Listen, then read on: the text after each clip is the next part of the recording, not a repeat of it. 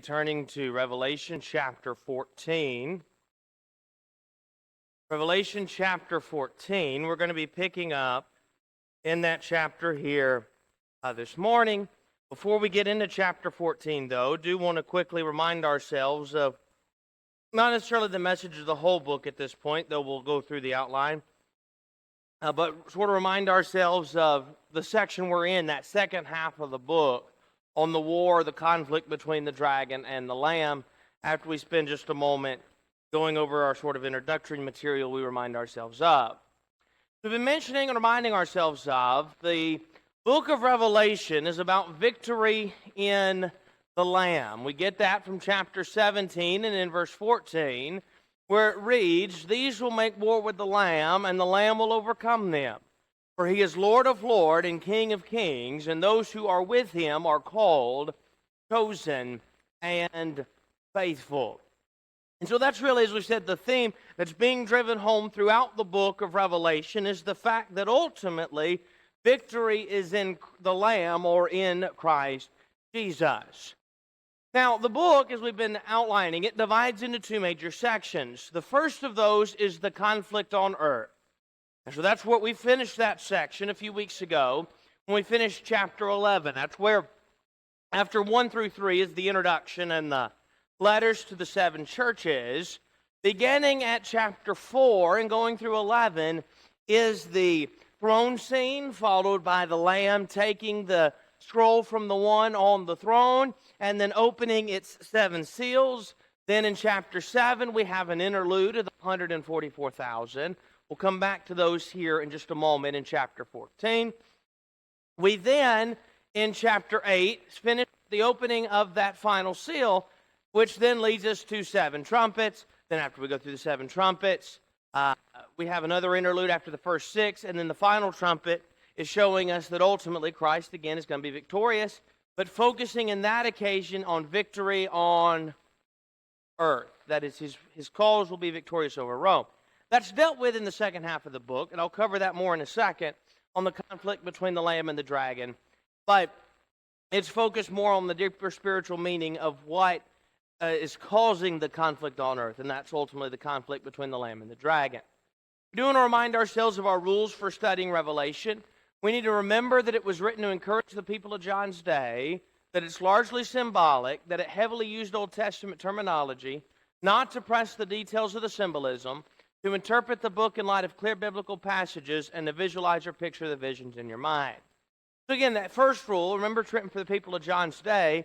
That's why we don't need to press the details of the symbolism. Just sort of jumping ahead, and we'll get to this later on. There's a question at the end of chapter 14. A lot of commentators agree that this is judgment on Rome at the end of 14. But is there a separation that God's going to protect the righteous and judge the wicked, or is it all referring to the judgment of the wicked? And at the end of the day, well, I have we'll get to that again. We'll get to that later on. I have a way I lean. At the end of the day, my point would be this: it doesn't matter, because we know from chapter 7, God's going to protect His people, and the people that are wicked are ultimately going to be punished, either now, for some now, and ultimately all in eternity. And so now the specifics of how that's done or what happened are not as important as understanding that main theme. Now, we're ready for chapter 14. Chapter 14, we title The Victorious Lamb on Mount Zion. But before we get to chapter 14, we need to go back to chapter 12. Let's go back to chapter 12. What took place in chapter 12? We have 3 characters mentioned there. Who are the 3? The woman, the male child, and the dragon. Now, the dragon tried to do what when the male child was born? Kill him. He's unsuccessful in that. Again, perhaps as somewhat a reference to the fact that there were the efforts to kill Christ when he was born. Whether or not there specifically may be reference to that, we know that while Christ was on earth, Satan tried to get him by killing him, or even trying to get him to sin so that he would not be the perfect sacrifice.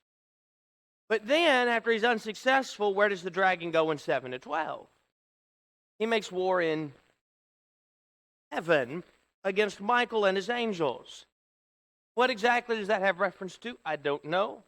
Perhaps a reference to the death and resurrection of Jesus. Satan tried to invade, thinking he was victorious, and he's thrown out and defeated. Perhaps, though we don't know, but here's the point to learn from that. There's war in heaven, and who wins? God does. We pointed out in chapter 12, if Satan had been victorious in heaven, then he most certainly would be victorious where? On earth. But because he lost, that shows there's hope on earth. Then in 11 to 17, the dragon turns his attention to the woman and to her offspring. Again, the woman and her offspring, those who keep the commandments of God and have the testimony of Christ. So Satan couldn't defeat Jesus, so now he's going to try to defeat his people. How does he do that? Chapter 13. We're introduced to two beasts. The first beast is the beast of the sea. This beast, quite intimidating, is the picture. The beast that was like a leopard, whose feet were like a bear, his mouth was like a lion, and he had power from the dragon, according to verse 2. That beast likely represents the Roman Empire. Again, if somebody takes the early date, then you change who you think it represents. But for the late date, it likely represents the Roman Empire, I think particularly the empire under the reign of Domitian, him being the late date. That reign under the under the authority of Domitian, that beast had a head that was mortally wounded but was healed, perhaps representing, and again there's division over this, but I think probably representing the fact that Nero tried to persecute the Christians. When he died, the kingdom went into disarray, or the empire did, and then under Domitian those efforts were revived as if Nero had been healed from that mortal wound. This beast would speak great things and blasphemies, and he was given authority to continue for 42 months. 42 months, that is a times and half a time, 1,260 days, or 3.5 years. His time is limited. There's a second beast then in 11 to 18. That's the beast of the earth. That beast, we said, is likely represents some branch of the Roman government who was in charge of enforcing emperor worship. As we said, Nero couldn't go from house to house and make, or Domitian, Nero either when he was reigning, but Domitian couldn't go house to house and enforce emperor worship. But they had those whose job it was to enforce that emperor worship. And we talked about, I'm trying to find here the exact name, but we talked about who that likely represents, that, and I can't remember the branch what they were called, but there was a branch that's job was solely in Asia Minor to enforce that worship. Well, now we're coming to chapter 14. Let's again think about the picture. The dragon is making war with the woman and her offspring, or the dragon is making war with the people of Christ. That's where he's making war. He's doing so by using the beast of the sea, or the Roman Empire, that is being aided by the beast of the earth, that sort of branch that's enforcing emperor worship. So what are the Christians going to do? Things may seem dark. Chapter 14, this is sort of a subsection on war in 12 to 14 about this conflict. And chapter 14 shows us that what's going to happen. Who's victorious? God and Christ are victorious. Chapter 14. Verse 1 is the key verse. Then I looked, and behold, a lamb standing on Mount Zion, and with him 144,000, having his Father's name written on their foreheads. So, when you come into chapter 14, and that being our key verse, we'll start there in verse 1. In verse 1, where it talks about the lamb standing on Mount Zion, let's start with the lamb. Who's the lamb? Christ. We saw him back in chapter 5. We can go back to the Old Testament, the New Testament, and references to him being a sacrificial lamb. The lamb is standing on Mount Zion. Now, to the Jews, Mount Zion would symbolize the dwelling place of God among his people, and a place of refuge.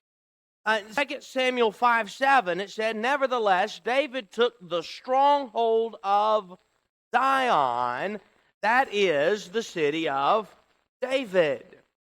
In 1 Chronicles 11:5, the inhabitants of Jabez said to David, "You shall not come in here." Nevertheless, David took the stronghold of Zion.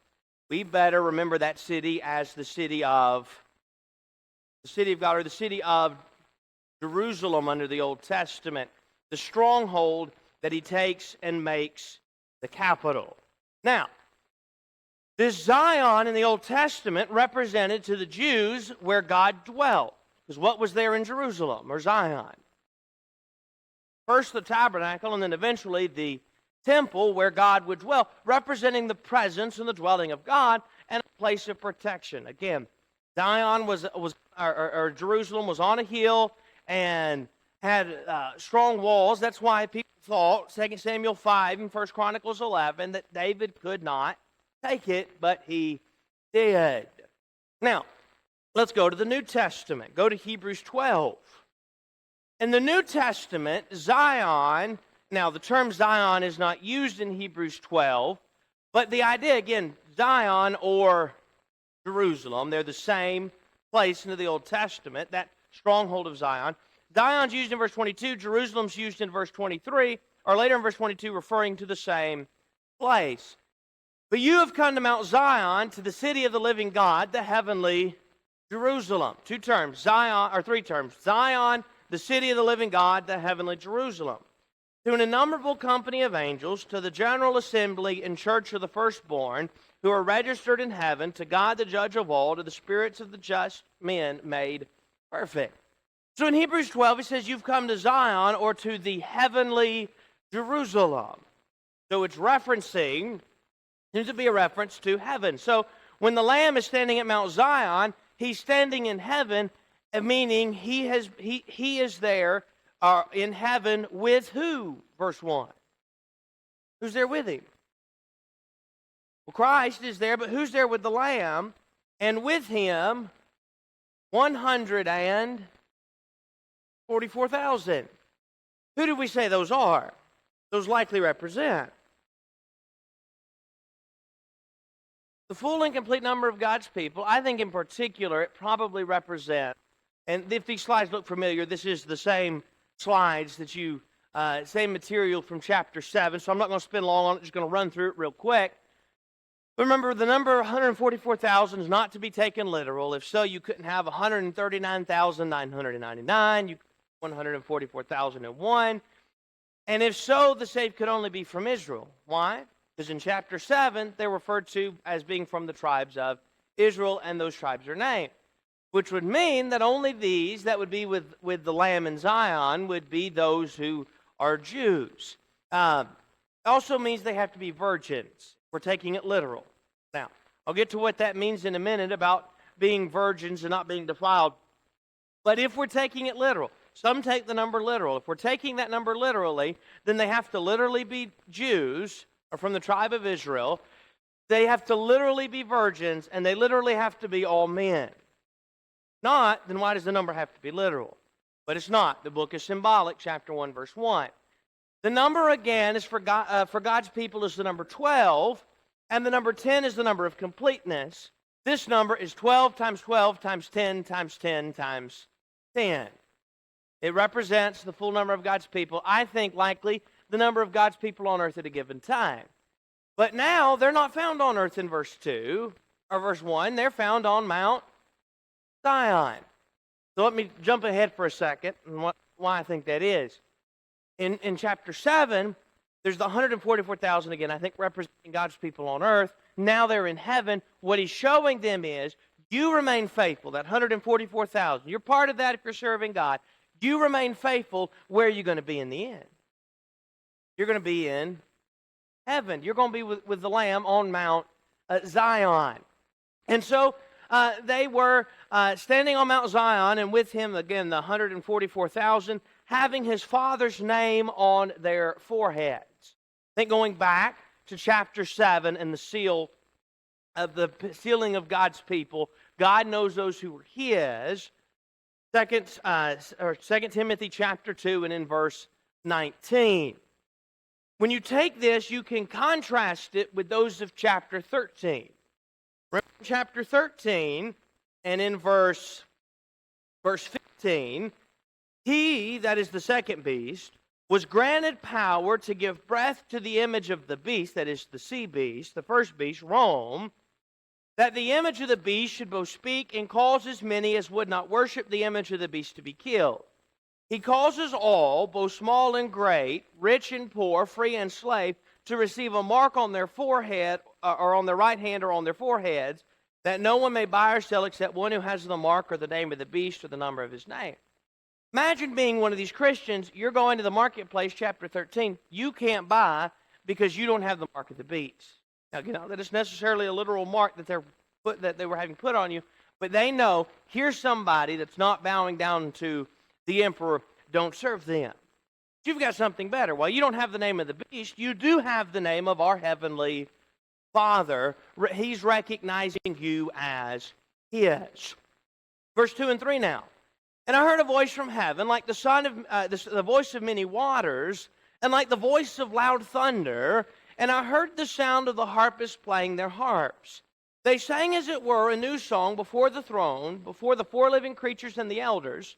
And no one could learn that song except the 144,000 who were redeemed from the earth.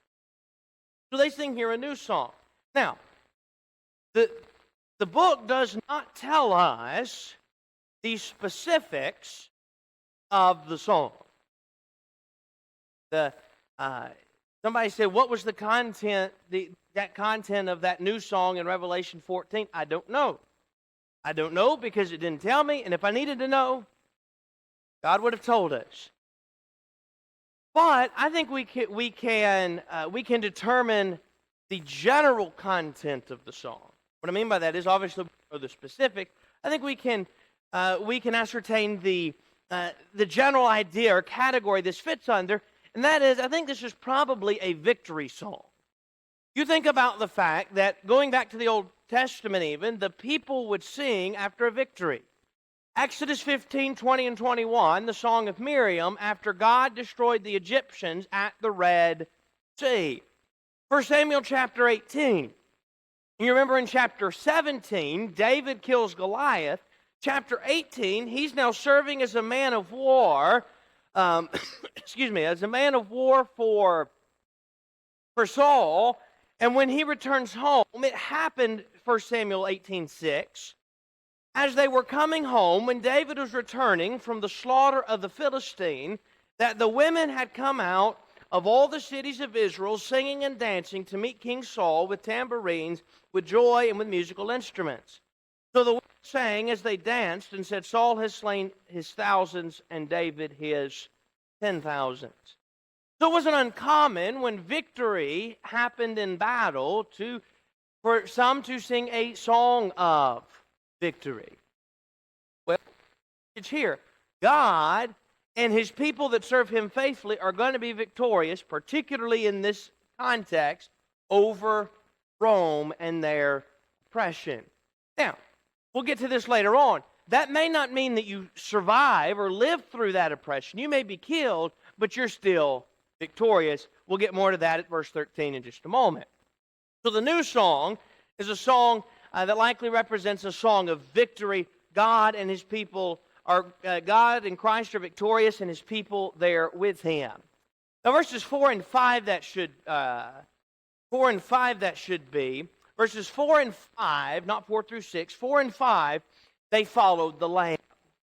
These are the ones who were not defiled with women, for they are virgins. These are the ones who follow the Lamb wherever he goes. These were redeemed from among men, being firstfruits to God and to the Lamb.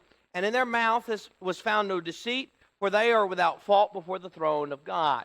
Now, let's start with this one. Again, we said if the 144,000 is literal, we have to take literally the fact that it said they're going to be all men and they are virgins.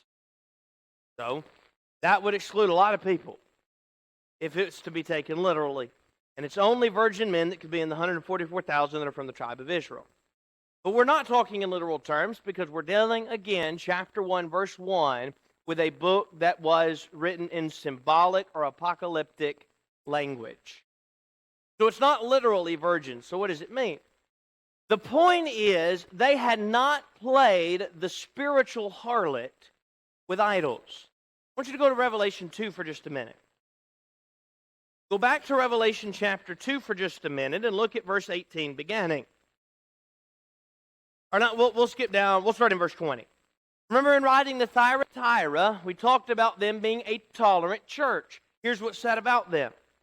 Nevertheless, this is in spite of the good he said about them in verses 18 and 19, nevertheless, I have a few things against you, because you allow that woman Jezebel, who calls herself a prophetess, to teach and seduce my servants to commit sexual immorality and eat things sacrificed to idols. And so, when you take the point there of chapter 2, we pointed out that it's not necessarily, though perhaps for some it was, I don't think it's necessarily in chapter 2 that they were guilty of the physical act of sexual immorality. But rather, this one that's calling herself this prophetess, that she's telling them, hey, you know what? It's okay to, that once a year, say, Domitian is Lord, Caesar's Lord. As long as you're serving God, it's okay. It's not that big a deal, but it is. And what had happened was they were caused to play the spiritual harlot. I think that's what he's talking about here in chapter 14. They had not bowed down to the emperor. They had not bowed down and said, Caesar is Lord. They had not spiritually been harlots. They were thus spiritually virgins. Yes? Adulterers, those that are friendship with the world is an enemy of God. Well, that doesn't necessarily could there again, but it transcends all things. It would be a friendship with God, which would include immorality, but it was not limited. That I think in a similar fashion, that's the point being made here. Absolutely, and good point there, James 4. I'm with you. I don't think it's physical adultery, though that is part of it, because he doesn't go on to condemn them in James 4 for being, and after that verse where he calls them that, he doesn't go on to deal with the sin of adultery. He goes on to deal with the need to draw near to God and resist the devil. That's the problem here. They're spiritually, I think, these are spiritually virgins in that they've served God. They haven't bowed down to Caesar. The next thing he says in verse 4 is they followed the Lamb wherever he goes. So they're not just following the Lamb. The 144,000 are those who follow him wherever. Even if following him leads to hardship and difficulties and persecution. Some may think they're following the Lamb, and then things get difficult, they turn aside. They compromise. They give up. That's not what we're talking about. These are those that are faithfully serving God, that are going to serve him to the end. They follow him wherever he goes, even if it means persecution. Yes? But let's go back to verse 3. Nobody could sing that song except for the 144,000. So that's how special that song was. It was reserved for the redeemed. You're right. And because they are the ones that are victorious and overcome with the Lamb, they're only the ones that can sing it. Those on earth, those that were defeated, that we'll get to in a minute, they can't sing that song because they don't serve the Lamb. Yes? I think part of this, too, is once heaven is fully realized, there's going to be such a joyful occasion, nobody's going to have to prod those people to sing. Sometimes song comes out of the joyful heart. I think that's going to be the case here. You're right. And again, I've said this before in lessons. We had a lesson, I don't know, it's probably been longer ago than I think, on 10 things not found in heaven. You're not going to find regret. In heaven, nobody's going to regret it. There's going to be that joy instead because we're there with God forever. Let's go to the next thing. He's redeemed from among men, being the first fruits to God and the Lamb. Brother Harkrider said of that, they gave themselves in the manner of a sacrificial offering as first fruits unto God. These holy ones were absolutely loyal to the Lord, separating themselves from the entanglements of the world in order to be living sacrifices for God. Romans 12, 1 and 2. See also Luke 9, 23 through 26, Galatians 1, 2, and 20. They made themselves a sacrifice to God, and because of that, they're the first fruits that follow God and the Lamb, and they're willing to give everything over in service to God. The final thing in verse 5 that we want to mention is there's no deceit in their mouth. They had especially rejected the lie of the beast and the false prophet, and thereby kept themselves pure from the influence of Satan and his allies, Brother Hartwriter said, again, page 163. These are not people that were deceitful and saying, Caesar's Lord. I don't really believe it, but Caesar's Lord. I'm going to say this false statement, though, because I don't want to be killed. They're going to hold on and serve to the end. Therefore, verse 5, they are without fault before the throne of God. Not that they're sinless, but if they've sinned, they've dealt with that. But these are those that held on to the very end. Go to verse 6 now. Verse 6 through verse 13 are proclamations from heaven. Beginning at verse 6, it reads, Then I saw another angel flying in the midst of heaven, having the everlasting gospel to preach to those who dwell on earth, to every nation, tribe, tongue, and people, saying with a loud voice, Fear God and give glory to Him, for the hour of His judgment has come, and worship Him who has made heaven and earth, the sea, and the springs of water. And another angel followed him, saying, Babylon is fallen, that great city, because she has made all nations drink of the wine of the wrath of her fornication.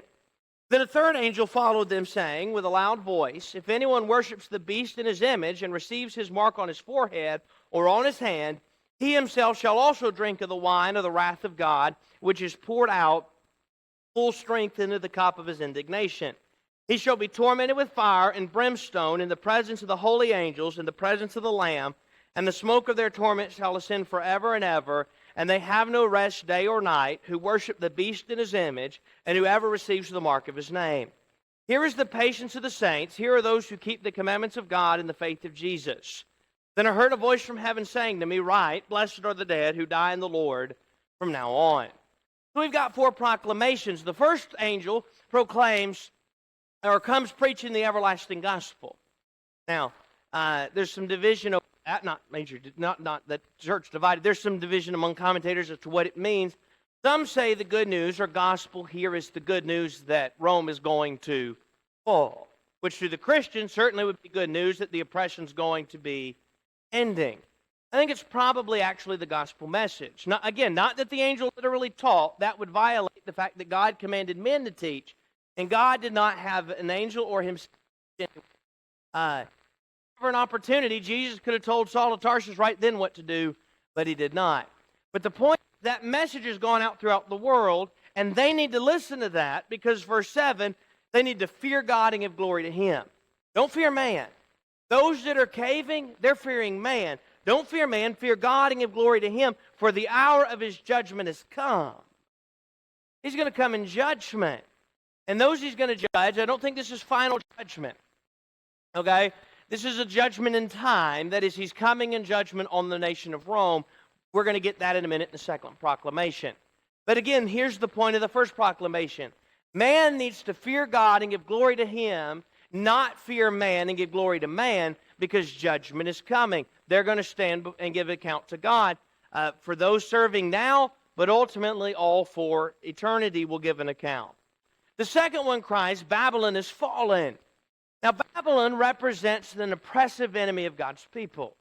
This again is apocalyptic. Babylon has long since been gone, but they represent the oppressor of God's people because that's what Babylon did under the Old Testament. So when the angel says Babylon has fallen, he's referring to the nation of Rome. Saying has fallen, at this point, is Rome still standing? Yes. So when he says has fallen, he's not saying Rome has fallen or Babylon has fallen in the sense that it's already happened. This is what we call the prophetic perfect. Now, when we say the prophetic perfect, what we mean by that is God would speak and use language that was past tense for a future event because God said it is certain it is going to happen. You can recall that in Romans where it happens, quotation from the Old Testament, that God told Abraham that I have made you the father of many nations. Abraham at that point had no children. But when God said, I have made you the father of many nations, it's prophetic perfect. That is, it's certain it's going to happen. So when the angel cries out here, Babylon has fallen, or has fallen, it is not saying that they've already fallen, but it's saying it is certain they are going to fall. It's as if it already happened. Now, you wouldn't find it impressive if I could tell you, something that happened yesterday. If I could tell you some event that happened yesterday, you'd say, well, yeah, you heard about it from somebody, you may have read about it, you may have seen it with your own eyes. That's not impressive. What if I told you something that's going to happen tomorrow, and I spoke as if it was certain to happen, and then tomorrow it happened? Then you think, well, how did he know that? God knows all things. And God is saying that Rome is going to fall. You can take surety in the fact that when he says it is fallen, it's as if it already has. It's as good as done. The phrase "it is fallen" is perhaps a reference to Isaiah 21 or Jeremiah 51, verses 9 and Isaiah 21:9, Jeremiah 51:8, where that language is actually used of the downfall of Babylon there in Isaiah and Jeremiah.